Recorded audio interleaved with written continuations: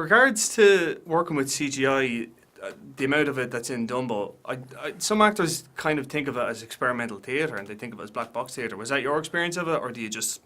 I mean, it's all suspension of disbelief. It's, you know, we talk about working with an empty space versus working with tangible props and sets, and I prefer to have as many things around that can lend themselves to the reality of the situation as possible. But having said that, you know, someone was saying, how do you react to an elephant that doesn't exist? And I don't know if it would have been any easier to react to an actual flying elephant. You know what I mean? It's all kind of smoke and mirrors. And you're using your imagination, you know, at the end of the day. You're pretending somebody who isn't your daughter is your daughter. And I don't know that that's easier than pretending a daughter is standing in front of you if there's actually nobody there. Do you know what I mean? Yeah. And I've never been one that has a particular way that I've liked to work, which is why I've enjoyed working with so many different directors. I've been asked by directors through the years, do you like rehearsing or not rehearsing? And I've never had, if I gave you a definitive answer for that, I'm bullshitting. I like to go with whatever the director wants to do. So with that in mind, I'm quite, I think, elastic or pliable and like to change it up film to film.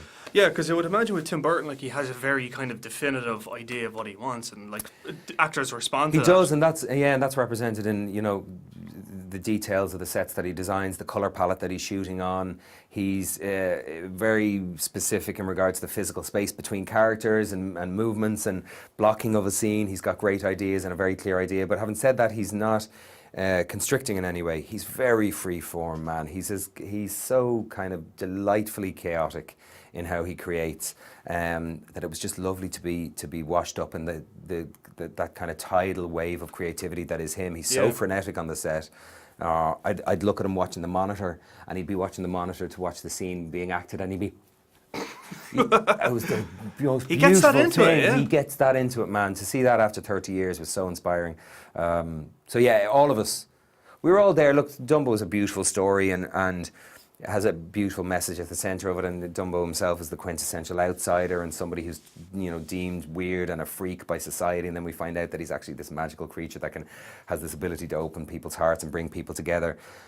But I think most of us were there to work with Tim than on this. Having said that, they were never separate. It was always Tim was doing Dumbo. But to work with Burton for me was just, after 30 years of being a fan of his films, you know, I was a fan of his films long before I was an actor. So to work with him on this was a dream.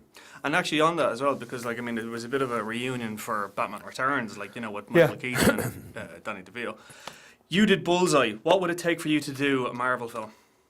Disney as well, like, I mean, what would it take for you to do? The same thing as it takes to do anything, you know, just read something, script that you like, you know, a script that you like. And I did like this script, and it was designed in a way where all the human characters are kind of very archetypical, you know, they all have a particular purpose.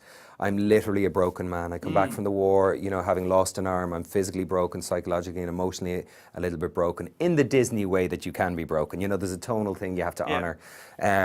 Michael plays the arch-villain, who is the representation of greed, avarice, cruelty, you know, get what he needs at any cost. But he's also a damaged child. He refers, there's one little line he refers to his father, and you know that he had a miserable childhood like Willy Wonka did, you know. So there's all these little strains of truth that go out through this, but ultimately, man, you just want a script that you kind of feel that you can do something with and play around with. What was the most difficult scene to shoot, do you think? Was there one, like, I mean, and I don't mean like, no, could not it be really. Emotionally, or could it be... more to the horses, you know. Really, yeah? Yeah, just horses and flames don't really get on too well, understandably, you know. So anytime the gas went up and the flames started belching, because a lot of the big flames towards the end when the tent is coming down, was CGI, but they had a lot of flames there on the day as well, and the horse didn't really like them much, so there's a bit of a wrestling match going on. But with Alexander, you thought you would have had all your experience done with horses and all flames, that. man.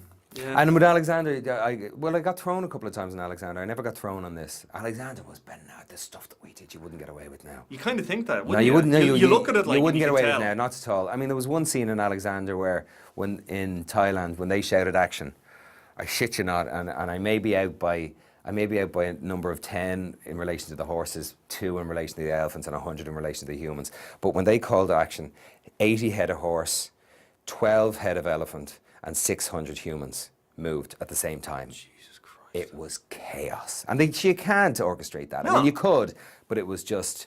And then they'd use a foghorn to cut because you couldn't hear the noise. Elephants and Yeah. and they to cut, and then just the silence in the jungle, and then we'd go again. That was madness. So it wasn't that degree of madness, but it was sometimes working with the horses was hairy. I was going to say, actually, with regards to like you, because you have experience of working with real elephants versus a CGI elephant. Yeah.